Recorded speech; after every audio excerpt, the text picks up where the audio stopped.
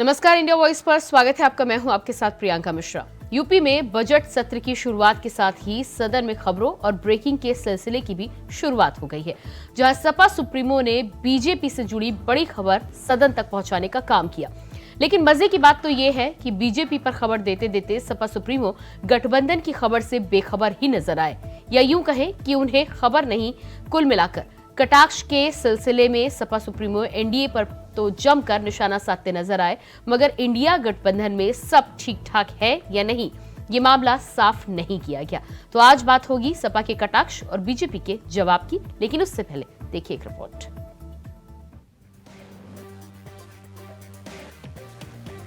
उत्तर प्रदेश विधानमंडल के बजट सत्र की शुरुआत 2 फरवरी से हो गई है। ये सत्र 12 फरवरी तक चलेगा।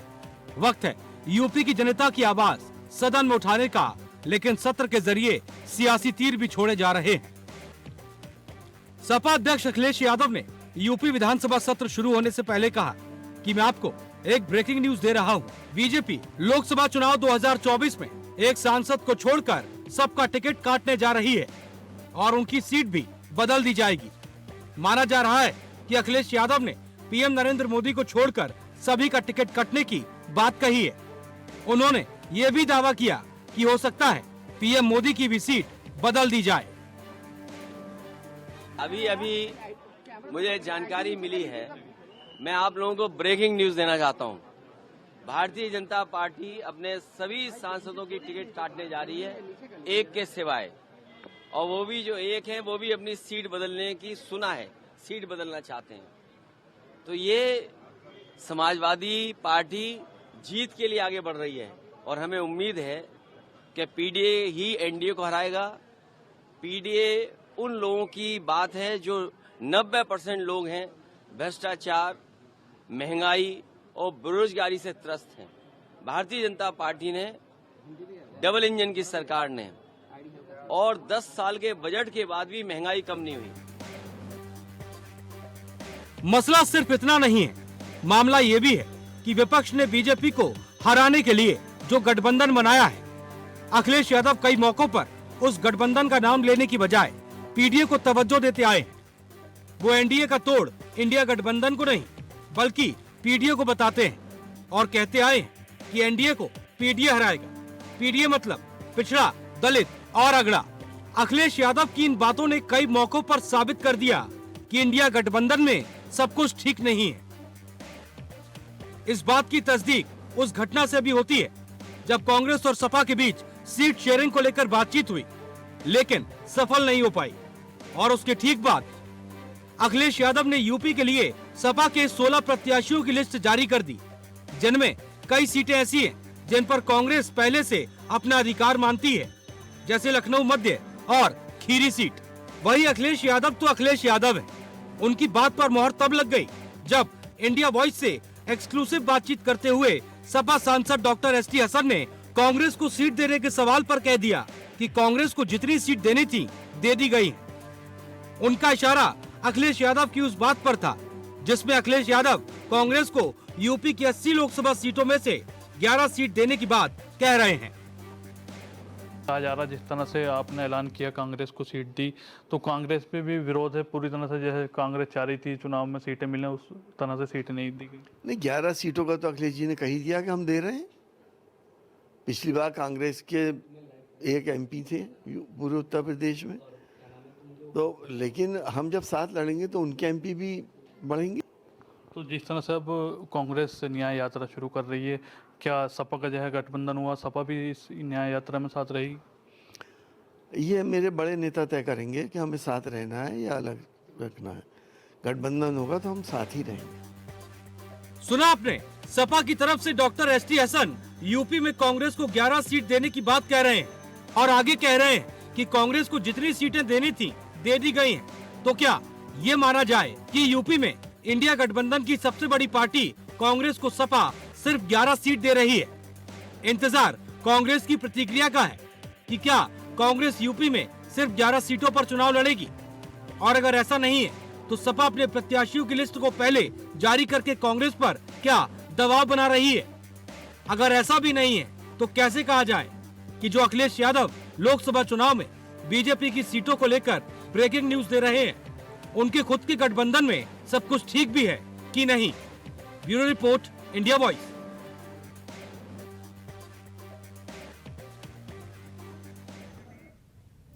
तो जिस तरह से यूपी में सपा सुप्रीमो का बयान सामने आया है, आज उसी पर हम करेंगे चर्चा। हमारे साथ रतन तिवारी जी, नेता कांग्रेस से जुड़ चुके हैं, स्वागत है आपका। इसके अलावा अशोक तिवारी जी, सपा प्रवक्ता, भी हमारे साथ हैं, आपका भी बहुत बहुत स्वागत है। अशोक तिवारी जी, पहला सवाल आपसे ही, सपा सुप्रीमो का जिस तरह से बयान सामने आया है और बीजेपी को लेकर वो भविष्यवाणी करते हुए नजर आए हैं, क्या कहना है इस पर आपका? बीजेपी को लेकर आप हमेशा कहते हैं, लेकिन सूत्रों की खबर आप तक पहुंच गई। जी जी, देखिए प्रियंका जी, ये जो आज का समय है, इस समय भारतीय जनता पार्टी में बिल्कुल स्पष्ट है, वही माननीय राष्ट्रीय अध्यक्ष जी ने कहा है कि बौखलाहट है। और जो है उत्तर प्रदेश में खास तौर से जिस प्रकार से उत्तर प्रदेश में हमारा इंडिया गठबंधन मजबूती से जो है मैदान में है इस समय, और सारे के सारे लोग मजबूती से एक साथ हैं। और पीडीए का जो हमारा नारा है, जो पीडीए का आह्वान राष्ट्रीय अध्यक्ष जी ने किया है, राष्ट्रीय स्तर पे किया है, उत्तर प्रदेश में भी है और राष्ट्रीय स्तर पे हमारा आह्वान है। नहीं, सपा सुप्रीमो जिस तरह से कह रहे हैं कि जो एक सांसद है वो भी अपनी सीट बदल लेंगे, तो क्या लग रहा है आपको कि प्रधानमंत्री काशी से नहीं लड़ेंगे? उसी का कारण जो आपने कहा, उन्होंने क्यों कहा, उसी को मैं स्पष्ट कर रहा हूँ। अगर सुनेंगे धैर्य से तो 30 सेकंड सुनिएगा तो आपको मालूम हो जाएगा मैं क्या कह रहा हूँ। सुनाइएगा। मैं स्पष्ट कह रहा हूँ, राष्ट्रीय स्तर पर माननीय राष्ट्रीय अध्यक्ष अखिलेश यादव जी ने जिस तरह से आह्वान किया है पीडीए का, पिछड़ा, दलित, अल्पसंख्यक, आदिवासी, अगड़े और आधी आबादी, ये बहुत बड़ा भाग है देश का जो कि पीड़ित है इस समय महंगाई से, बेरोजगारी से, भ्रष्टाचार से, और पिछड़ों और दलितों का जो हक मारा जा रहा है उससे ये एक तरह आंदोलित है। और ये आंदोलित होकर के इसमें हमारे राष्ट्रीय अध्यक्ष माननीय अखिलेश यादव जी के साथ पूरी तरह से कंधे से कंधा मिला के खड़ा है। अब वो इंडिया गठबंधन में कांग्रेस भी हमारे साथ है, तो कांग्रेस भी है, राष्ट्रीय लोकदल भी है उत्तर प्रदेश में। सच्चाई ये है कि भाजपा खलबंडल मच गया है, भाजपा खलबंडाई हुई और अपने सारे सांसदों का टिकट लगभग काटने के कगार पे है। अब वो समझ रही कि हम जीतेंगे नहीं, 80 की 80 हम हारने जा रहे हैं। तो प्रधानमंत्री जी भी अगर मन बनाते हैं, मान लो, तो क्या इसमें गलत है? वो भी अपना जो है सीट बदल सकते हैं, ऐसी संभावना यही तो कहा नहीं कि कर लिया उन्होंने। हमारे साथ ऐसी हैं, ऐसी संभावनाएं हैं और सारे टिकट। ठीक है, हमारे साथ बीजेपी नेता सुरेंद्र सिंह भी जुड़ चुके हैं। प्रियंका जी, भाजपा बैकफुट पे आ गई, यही बात तो कही है हमारे राष्ट्रीय अध्यक्ष। अच्छा, ठीक है, सुरेंद्र सिंह जी भी हमारे साथ जुड़ चुके हैं। सुरेंद्र सिंह जी, सपा सुप्रीमो की भविष्यवाणी आपने सुनी होगी और अशोक तिवारी जी भी वही बात बोल रहे हैं, क्या कहना है इस पर आपका? देखिए, कोई भी भविष्यवाणी नहीं है समाजवादी पार्टी में चाहे इंडिया गठबंधन हो, अब इन लोगों के साथ पता नहीं है, न तो नीति है न ही नेता है। और जहां तक रहा भारतीय जनता पार्टी के मुकाबले आज के देश में इंडिया गठबंधन के पास कोई भी ऐसा मजबूत नेता नहीं है जो कर पाए। हम तो हमेशा विकास की बात कर रहे हैं, हम तो हमेशा कानून व्यवस्था की बात कर रहे हैं, हम तो हमेशा जो है जो पिछले लोग हैं, जो वंचित लोग हैं, हम उनकी बात कर रहे हैं। लेकिन सपा सुप्रीमो कह रहे हैं कि आपके सारे सांसदों की टिकट कटने वाली है। देखिए, ये पार्टी तय करेगा। समाजवादी पार्टी अपनी पार्टी की बात करो, समाजवादी पार्टी किसको टिकट देगा किसको नहीं देगा, वो परिवारवाद से बाहर तो निकल नहीं रहे हैं, तो दूसरे को ज्ञान क्या देंगे? भारतीय जनता पार्टी तय करेगी किसको टिकट देंगे किसको नहीं देंगे। भारतीय जनता पार्टी एक ऐसी पार्टी है जो जमीन से उठाए व्यक्ति को मुख्यमंत्री बनाता है। समाजवादी पार्टी जो है, संसद भी समाजवादी पार्टी के परिवारवाद का भाई भतीजा बनेगा, एमपी भी भाई भतीजा बनेगा, मुख्यमंत्री भी भाई भतीजा बनेगा, पार्टी का राष्ट्रीय अध्यक्ष भी भाई भतीजा बनेगा। ये समाजवादी पार्टी में है। रतन तिवारी जी, अभी आप देखिए, अभी 16-17 सीट इन लोगों ने घोषणा किया, जिसमें 3 परिवार के लोगों को टिकट दे दिए यादव समाज। ठीक है, आती हूँ मैं। रतन तिवारी जी, क्या कहना है आपका अखिलेश यादव के भविष्यवाणी पर? तो ये मिला जुला के जो है सब खत्म है। जी, अब शांत हो जाइए थोड़ा सा। देखिए, अखिलेश यादव जी एक अच्छे नेता हैं, जमीनी हकीकत को समझते हैं, पढ़े लिखे व्यक्ति हैं। उनकी जो समझ है, उनकी जो सूझबूझ है, वो अपने सूझबूझ के हिसाब से उन्होंने अपनी बात रखी। क्योंकि उन्होंने देखा कि अन्य राज्यों में विधानसभा चुनाव हो रहे थे, तो किस प्रकार से सांसदों को विधानसभा लड़ाया जा रहा था और विधानसभा के लोगों को घर पे बैठाया जा रहा था, तो उन्होंने अपनी सूझबूझ का परिचय दिया है, जो सच भी हो सकता है। अभी हमारे दूसरे मित्र कह रहे थे प्रियंका जी की परिवारवाद, ये मुझे लगता है 2014 के पहले से परिवारवाद करते करते गोपीनाथ मुंडे की पुत्री को टिकट पकड़ा देते हैं, परिवारवाद करते करते प्रमोद महाजन की लड़की को टिकट पकड़ा देते हैं, परिवारवाद करते करते राजनाथ सिंह के पुत्र को टिकट पकड़ा देते हैं, परिवारवाद कहते कहते तमाम इनके जो लिस्ट है, बहुत बड़ी फहरिस्त है। मैं तो गिना देना चाहता हूं, जो इनके एनडीए गठबंधन के लोग हैं, इनके उत्तर प्रदेश में पार्टी है निषाद पार्टी, उसके अध्यक्ष हैं संजय निषाद, जो उत्तर प्रदेश में कैबिनेट मंत्री हैं। उनके एक पुत्र प्रवीण निषाद सांसद हैं, इनके दूसरे पुत्र श्रवण निषाद विधायक हैं। इनकी एक और पार्टी है ओम प्रकाश राजभर की, जो खुद विधायक हैं ओम प्रकाश राजभर, उनके दोनों पुत्र सेटअप हैं अच्छे सिस्टम में। महाराष्ट्र में आ जाइए, महाराष्ट्र में इनकी पार्टी है शिवसेना, उसके जो प्रमुख है मुख्यमंत्री एकनाथ शिंदे, उनके पुत्र श्रीकांत शिंदे सांसद हैं। तो लिस्ट बहुत बड़ी है। उत्तर प्रदेश में चले जाइए, कहीं भी चले जाइए, चाहे मांझी के पास चले जाइए, उनके दामाद बहुत बड़ी लिस्ट है। तो पूरा परिवारवाद इनके अंदर भरा हुआ है। और भ्रष्टाचार की बात करूं प्रियंका जी, 30 सेकंड भ्रष्टाचार की बात करूं, जितना बड़ा भ्रष्टाचारी होगा भाजपा में, उतना बड़ा पद उसको देश की सरकार में शामिल कराने का काम किया जाए। और सरकार के खिलाफ जो बोलेगा ईडी सीबीआई की जांच हो जाती है। ठीक है, सपा सुप्रीमो की सूझबूझ की आप बात कर रहे थे, तो मैं आपके पास आऊंगी, लेकिन उससे पहले डॉक्टर एस टी हसन जी का एक बयान आया है, पहले उसको सुन लेते, उसके बाद आपके पास वापस आते हैं। जी, तरह से आपने ऐलान किया कांग्रेस को सीट दी, तो कांग्रेस पे भी विरोध है पूरी तरह से, जैसे कांग्रेस चाह रही थी चुनाव में सीटें मिलने, उस तरह से सीट नहीं दी गई। नहीं, 11 सीटों का तो अखिलेश जी ने कही दिया कि हम दे रहे हैं। पिछली बार कांग्रेस के एक एमपी थे पूरे उत्तर प्रदेश में, तो लेकिन हम जब साथ लड़ेंगे तो उनके एमपी भी बढ़ेंगे।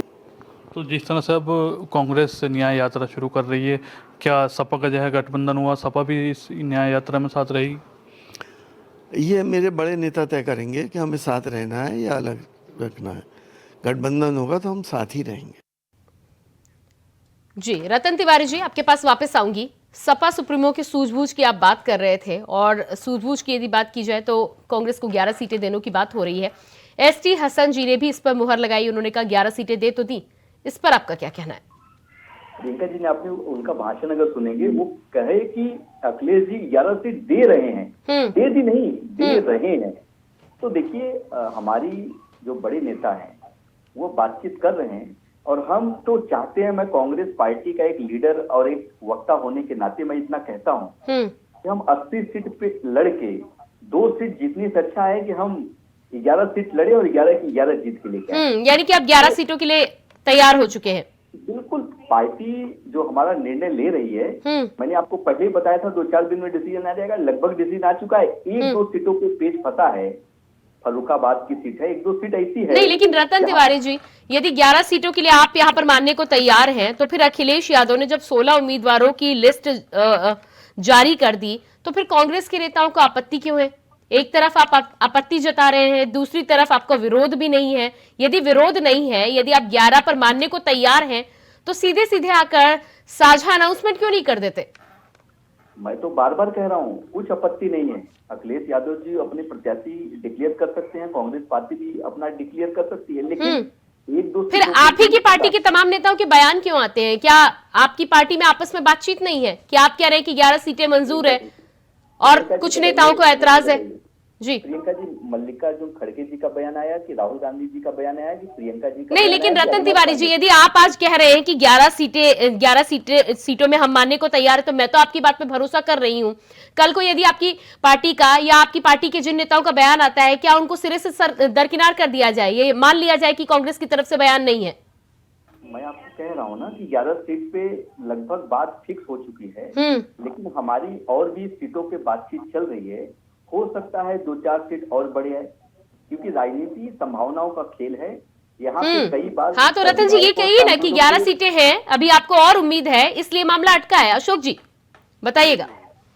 नहीं, बिल्कुल प्रियंका जी, एकदम सौहार्दपूर्ण और प्रेमपूर्ण तरीके से ये इंडिया गठबंधन उत्तर प्रदेश में है, जिसमें राष्ट्रीय लोकदल के लिए भी सीटें तय हो गई हैं और कांग्रेस के लिए भी तय कर दी गई हैं।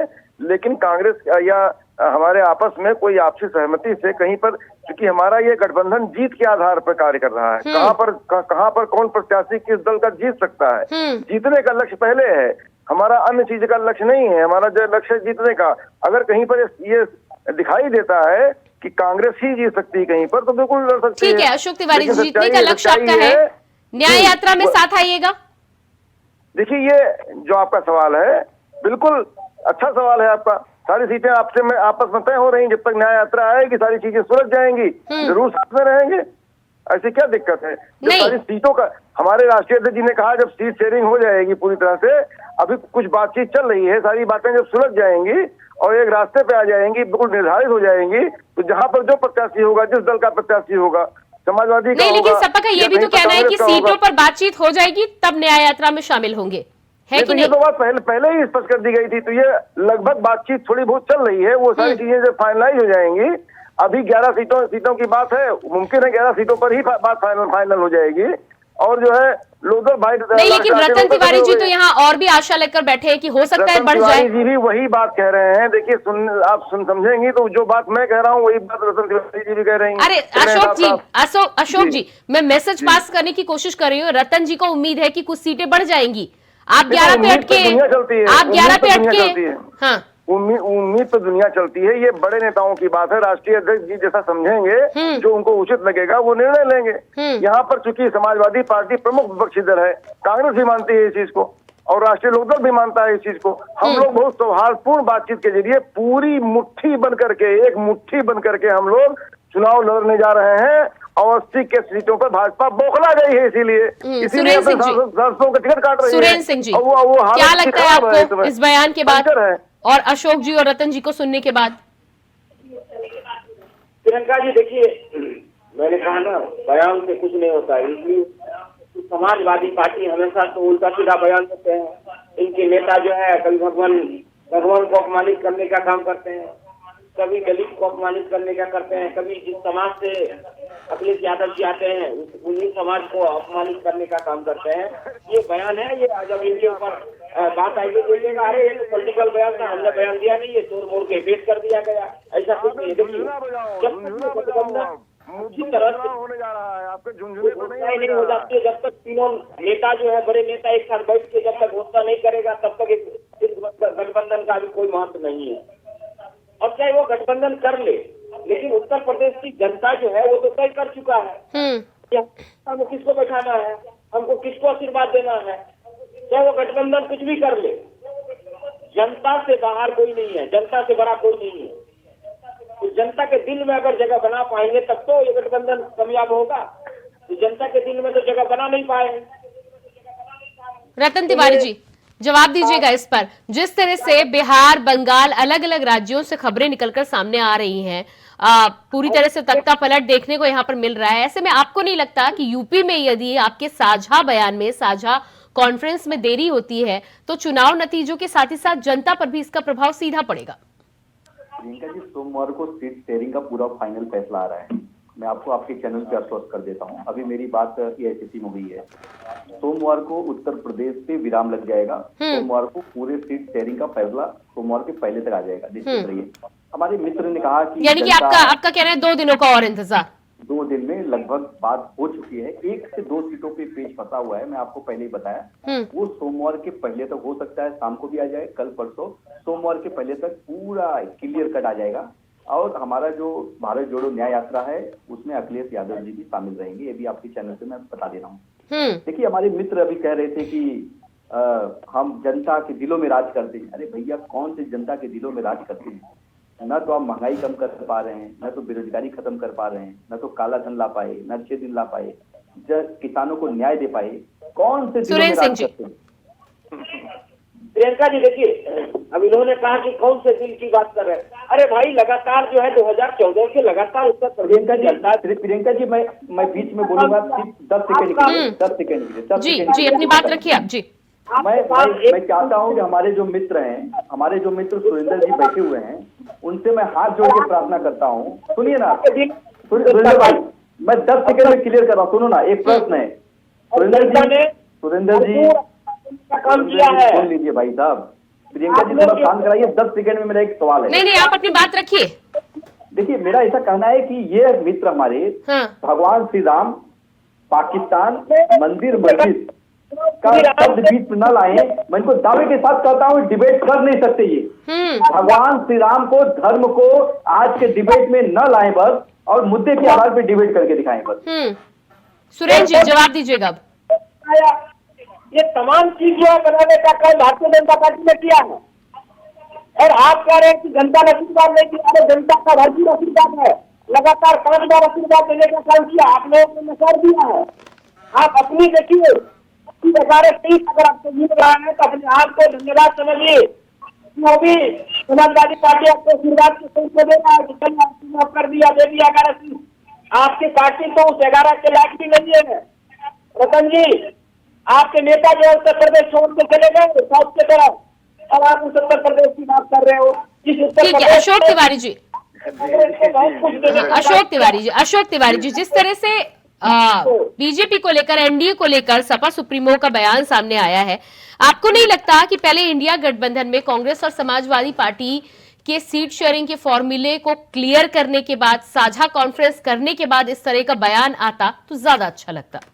देखिए, ये आपकी बात हो सकती है, लेकिन हम लोग कॉन्फिडेंट हैं, इंडिया गठबंधन पूरी तरह कॉन्फिडेंट है कि माननीय राष्ट्रीय अध्यक्ष अखिलेश यादव जी का जो पीडीए का आह्वान है, उस आह्वान से भाजपा का नींव हिल गया है राष्ट्रीय स्तर पर, यूपी में। नहीं, लेकिन इस बयान से ऐसा लग रहा है कि अपने गठबंधन से ज्यादा बीजेपी की खबरों पर कॉन्फिडेंट है कि बीजेपी में क्या हो रहा है, किसको टिकट मिल रहा है, किसको नहीं मिल रहा। आप हो सकता है आपको ना मालूम हुआ हो, लेकिन जो राष्ट्रीय नेतृत्व है भाजपा का, वो पूरी तरह समझ गया है कि उत्तर प्रदेश में बिल्कुल एकदम से मुट्ठी बन गई है। अरे अशोक तिवारी जी, बीजेपी में मुख्यमंत्री का नाम आखिरी तक लोगों को नहीं पता रहता, आपको कैसे पता है कि किसको टिकट देने वाले हैं? अरे बिल्कुल पता होता है, जब खड़बड़ाया होता है आदमी तो खड़बड़ा कर गलतियां भी करता है। देना इनको अशोक तिवारी जी, अभी 3 दिसंबर को आपने देखा किसे किसे मुख्यमंत्री बनाया गया। अरे प्रियंका जी, मजे की बात है, भाजपा का जो शीर्ष नेतृत्व है उसका मस्तिष्क बेचैन है इस समय। यूपी हारने जा रहे हैं, गदा हारेंगे उत्तर प्रदेश में, और ये हालत है कि खड़बड़ाई हुई है भाजपा। हालात ये है, अब मैं एक बात और कह दूं, जनता की बात कर रहे थे ये भाजपा के प्रवक्ता, जनता आंदोलित है इस समय, पूरा का पूरा पीडीए आंदोलित है, महंगाई, भ्रष्टाचार, बेरोजगारी। नहीं अशोक तिवारी जी, आपको कहाँ जनता आंदोलित? अयोध्या में तो नहीं नजर आई। सुरेंद्र सिंह जी जवाब दीजिएगा। आप करती हो, अयोध्या प्रभु श्री राम की नगरी है, प्रभु श्री राम सुरेंद्र सिंह जी एक है, जवाब दीजिएगा। के लिए सब एक है, सारा देश एक है, हिंदू एक है, मुसलमान एक है, सब एक है, सारे सिख एक है, ईसाई एक है, यहाँ पर देश में कोई बंटवारा नहीं है। प्रभु श्री राम हमारे आदर्श है, भगवान है, और पूरे देश की भारतीय संस्कृति के प्रतीक है। सवाल इस बात का नहीं, तो आपको कहाँ आंदोलन नजर आया जी? वहाँ विवाद ही नहीं है, आंदोलन यहाँ है कि डेंगू का मरीज 2 मरीज, हालत में 2 मरीज, आज स्टेशन नहीं मिल रहा है, आज एम्बुलेंस नहीं आ रही है, दर भटक रहे हैं। भाजपा के पूर्व सांसद के बेटे को इलाज नहीं हो पाया, उसने दम तोड़ दिया, अस्पताल से अस्पताल भटकता रहा। हालात ये है, भाजपा की जो है घिघी बंदी हुई है, जवाब देते नहीं। सुरेंद्र सिंह जी जवाब। मुख्यमंत्री जी से सवाल इस बात का है, सदन में जब चर्चा होती है मुख्यमंत्री जी के कंठ अवरुद्ध हो जाते हैं इसी स्थिति में। हालात ये है, आज मुद्दों पर चुनाव होने जा रहा है प्रियंका जी, और मुद्दों में सब एक साथ है इंडिया गठबंधन उत्तर प्रदेश के अंदर पूरी ताकत से, और पीडीए हराएगा एनडीए को। ये हम भी कहते हैं, ये कांग्रेस भी कहती है, ये लालजी लोकदल भी कहता है, सभी की आवाज है कि पीडीए हराने जा रहा है। जी सुरेंद्र सिंह जी आपका जवाब। प्रियंका जी देखिए, अशोक जी अभी बोले कि हम ये ऐसा करेंगे वैसा करेंगे, क्यों? इससे पहले भी तो भैया जी को साइकिल पर घुमाए थे, बुआ जी को साथ में लेकर चले थे, हाथी पे चले थे समाजवादी पार्टी, क्या नतीजा आया? और फिर ये कह रहे हैं, देखिए उत्तर प्रदेश की जनता ने एकदम जो है तय कर लिया है कि इस बार जो है 80 सीट जो है भारतीय जनता पार्टी की झोली में देके माननीय नरेंद्र मोदी को फिर से जो है प्रधानमंत्री बनाने का काम करेंगे, और उत्तर प्रदेश का विकास करेंगे, देश का विकास करेंगे, और देश के अंदर जो है कानून व्यवस्था को मजबूत करेंगे। उत्तर प्रदेश के अंदर जो गुंडा माफिया ये तमाम लोग थे, उनको जड़ से खत्म करने का काम करेंगे, ये तय कर लिया है। रतन तिवारी जी, रतन तिवारी जी, इस तरह के जब बयान सामने आते हैं तो कई बार सुनने में बहुत अजीब लगता है, क्योंकि जब बयान सामने आते हैं तो एक तरफ आपकी तरफ से आते हैं, समाजवादी पार्टी की तरफ से आते हैं। आप लोग को ये भी याद रखना चाहिए कि अभी भी 62 सीटों पर है लोकसभा चुनाव में वो। बहुत अच्छी बात है, 62 सीट पे चुनाव में है, अच्छी बात है। लेकिन आपको पता है कि एक समय ऐसा था कि भारतीय जनता पार्टी का उत्तर प्रदेश के अंदर दूर दूर तक कोई पूछ नहीं थी। विधानसभा में उनकी हैसियत जो है 27 सीटों पे थी। तो जनता जनार्दन होती है, जनता के बीच में ये लोग गए, हर व्यक्ति को 15-15 लाख रुपए का झूठा जुमला दिए, झूठा झांसा दिए, अच्छे दिन का वादा किए, हर वर्ष 2 करोड़ रोजगार का वादा किए, किसानों को झूठे वादे किए, 15-15 लाख रुपए खाते में डालने की बात की, तमाम ऐसे झूठे वादे थे। जनता भ्रमित हुई। और उत्तर प्रदेश, प्रियंका जी आपको पता है, उत्तर प्रदेश बिहार की जो जनता होती है वो भोली भाली जनता होती है, सीधी सादी जनता होती है, वो कभी कभी भावना में बहक जाती है। प्रधानमंत्री नहीं, लेकिन रतन जी कितने बार बहक जाती है? 2014 में बहक गई, 19 में बहक गई, बार बार बहक जाती है क्या जनता?